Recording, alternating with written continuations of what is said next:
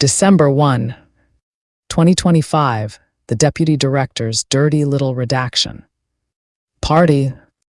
Okay, gather around because I am about to spill the kind of tea that scalds everybody who touches it. And honey, the entire top floor of the FBI is currently screaming like they sat on a hot stove. So picture this, the Deputy FBI Director, this smug career climber who's been strutting around like he's the untouched Prince of J. Edgar's ghost just got his entire world detonated because some internal emails leaked, and girl, when I say leaked I mean somebody hit the fire hose and aimed it straight at his reputation. Apparently, and I'm laughing so hard I almost choked on my coffee, this man was personally signing off on redacting huge chunks of the Jeffrey Epstein files before they ever saw daylight. We're not talking about protecting some random witness who sells tires in Ohio, no ma'am. We're talking entire pages, sometimes entire sections, blacked out like the Bureau hired a toddler with a Sharpie. And the excuses they gave in those emails. Oh my God, you cannot make this up. One genius wrote, and I quote, "We can't release this, it would be too damaging to certain reputations." Certain reputations. Baby, the only reputation that matters when we're talking about a child trafficking monster and his private jet full of powerful creeps is the reputation of the truth. But apparently that wasn't on the priority list.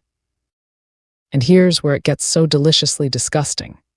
The Deputy Director, the same man who stands up at press conferences with that fake serious face talking about integrity and transparency, was replying to these emails with one-liners like approved and burn after reading. Burn after reading. Who does he think he is? Tom Cruise in a Mission Impossible sequel. This isn't a spy movie, sweetheart. This is the Federal Bureau of Investigation, or at least it used to be before half the leadership decided their real job was running cover for the richest pedophiles in America.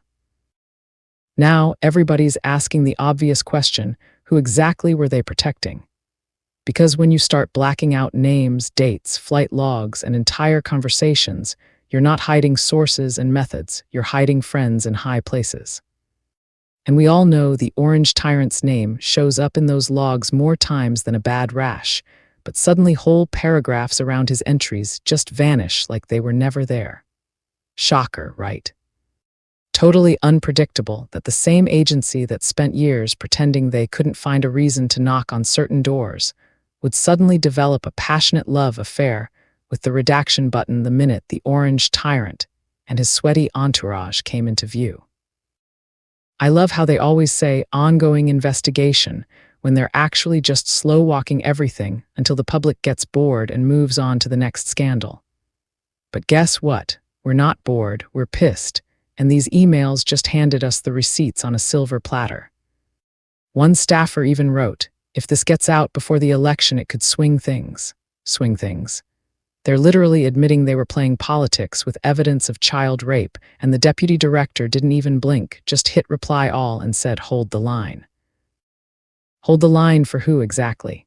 For the guys who flew to the island, for the politicians who knew, for the donors who kept the whole sick circus running.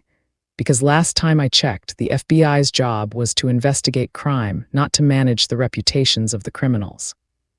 But here we are, watching the second most powerful person in the entire bureau turn into a glorified butler for the elite, making sure nobody's champagne gets spilled when the truth finally comes knocking. And the best part, the absolute cherry on this dumpster fire Sunday, is that now they're all running around with their hair on fire trying to figure out who leaked the emails. They're investigating the whistleblower instead of the cover-up. Classic move, shoot the messenger, protect the monsters, and then act shocked when nobody trusts a damn thing you say anymore. The Deputy Director is reportedly considering his options. Options. Sweetie, the only option you have left is resignation in disgrace or perp walk. Pick one. Because America is done with your particular brand of selective blindness.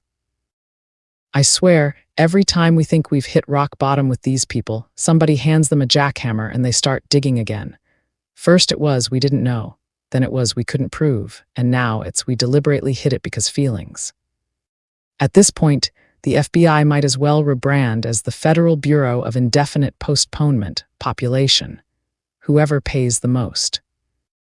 And don't even try to come at me with that tired, you hate law enforcement nonsense, because I don't hate law enforcement. I hate corrupt, spineless, ladder-climbing cowards who think their pension is worth more than the safety of children.